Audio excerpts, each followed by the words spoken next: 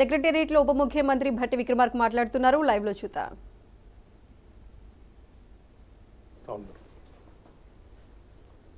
వాటికి సంబంధించిన సమాచారం మేము మొదటి నుంచి చెప్పుకుంటూ వస్తూ ఉన్నాం. It is a transparent government, people's government. మా ఆలోచన, ఈ ప్రభుత్వం యొక్క నిబద్ధత, ఇవన్నీ కూడా ప్రజలకి ఏ రకంగా మేలు జరగాలి, రాష్ట్రం ఏ రకంగా బాగుపడాలనేటువంటి ఆలోచన తప్ప వ్యక్తిగతమైనటువంటి అజెండా లేకపోతే స్వార్థపూరితమైనటువంటి ఆలోచన ఈ రాష్ట్ర ప్రభుత్వానికి, ఇంధన రాజ్యానికి లేనే లేదని చాలా స్పష్టంగా చెప్పదలుచుకున్నాం. సో నేను ముందుగా హైదరాబాద్ నగరానికి సంబంధించి, నగరం అంటే పాత రోజుల్లో మనం అందరం అనుకునేది rocks, lakes and parks. Hyderabad నగరవనంలోనే మనందరూ గుర్తొచ్చేది రాక్స్, లేక్స్ అండ్ పార్క్స్. అద్భుతమైనటువంటి అనేక రకాలైన గుట్టలతో, అనేక రూపాలతో, రాక్ గార్డెన్స్ లాగా ఉండేటువంటి అనేక రాక్స్ హైదరాబాద్ చాలా ప్రసిద్ధి. వాటిపైన చాలామంది పరిశోధనకారులు విస్తృతమైనటువంటి ప్రచారం కూడా చేశారు. అట్లాగే హైదరాబాద్ నగరంలో కానీ నగరం చుట్టూగా ఉన్నటువంటి లేక్స్ కూడా చాలా ప్రసిద్ధిగాంచింది. అట్లాగే హైదరాబాద్లో ఉన్న పార్క్స్, ఇవి హైదరాబాద్కి చాలా శోభను తీసుకొచ్చాయి. ఇక్కడ వాతావరణానికి కానీ, లేకపోతే ఇక్కడ ఉన్నటువంటి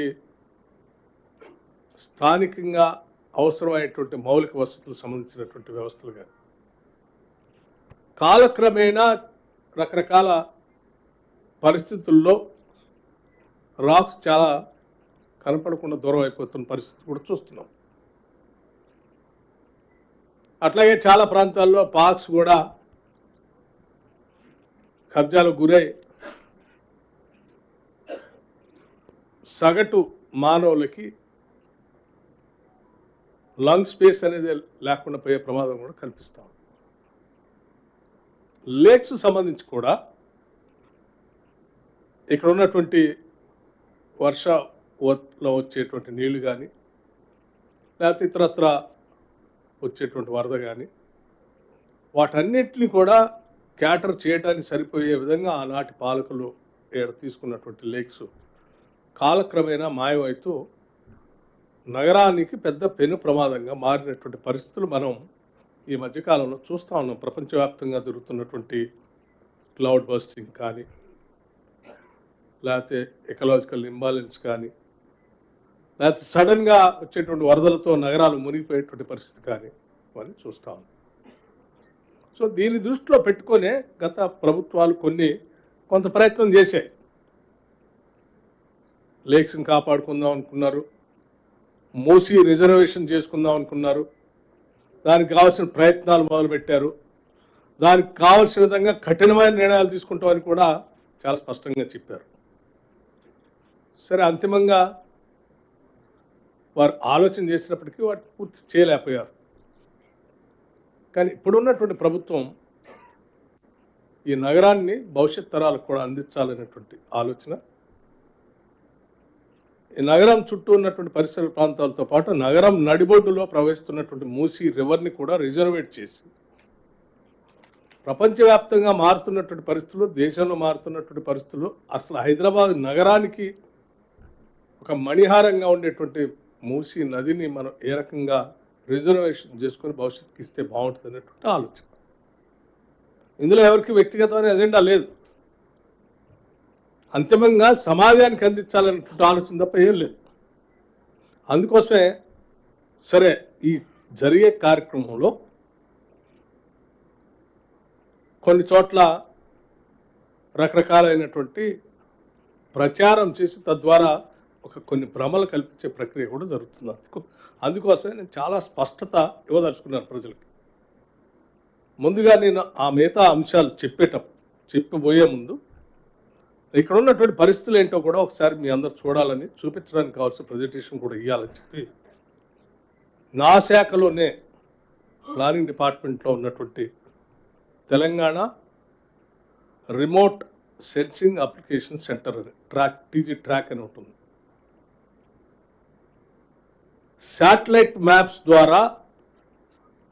ద్వారా హైదరాబాద్ నగరంలో ఉన్నటువంటి చెరువులు సంవత్సరానికి ఎవ్రీ ఇయర్ తీసుకునేటువంటి ఇన్ఫర్మేషన్ చక్కగా నిక్షిప్తమై కూడా ఉంది మన దగ్గర. అందుకే ఈరోజు నా పక్కన కూర్చోబెట్టుకున్నది కూడా ట్రాక్కు సంబంధించినటువంటి అధికారులు. సో అసలు మనం 2014 కల్లా అసలు రాష్ట్ర విభజన జరిగే నాటికి హైదరాబాద్ నగరంలో ఔటర్ రింగ్ రోడ్లో ఉన్నటువంటి చెరువులు ఎన్ని, 2014 నుంచి 2023-24 కల్లా వచ్చేవారికి ఎన్ని చెరువులు అసలు పూర్తిగా మాయమైపోయాయి, ఎన్ని పార్షియల్గా ఆక్రమణకు గురైనాయి, ఎన్ని ఆపకపోతే అయిపోతాయి అనేది కూడా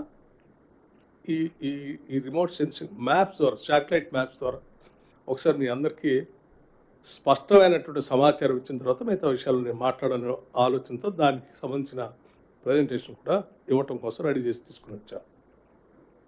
అట్లాగే మూసీ రివర్ సంబంధించిన సమాచారం కూడా, ప్రపంచంలో జరుగుతున్నటువంటి విషయాలు కూడా, వాటికి సంబంధించి కూడా రికార్డెడ్ ఇన్ఫర్మేషన్ మీ ద్వారా రాష్ట్ర ప్రజలతో పంచుకోవాలని ఈ సమావేశాన్ని ఏర్పాటు చేశాను. నేను ముందుగా ఈ చెరువులకు సంబంధించి 2014 నుంచి ఆక్రమణకు గురైనటువంటి, పార్షియల్కి గురైనటువంటి వాటి ప్రజెంటేషను అది స్టార్ట్ చేసి చూపించాల్సిందిగా. Start. I think good afternoon everybody. I am representing State Remote Sensing Center, Telangana. I think we just... The voice is not clear. And be clear while you are explaining. Yes, sir. So we just studied by taking the satellite images of different resolutions, and that is from 2014 to 2023. Okay. So after the formation of Telangana and up to 2008, what is the actual status of the water bodies within ORR, Outer Ring Road? So this is the actually ORR. I think you have seen all this ORR, how it is looking from the top actually. So we have the Gram Panchayat, the municipality corporations, then outer ring roads, everything it has been mapped. The blue dots what you have mentioned here, these all are the tanks spread over the entire outer ring road.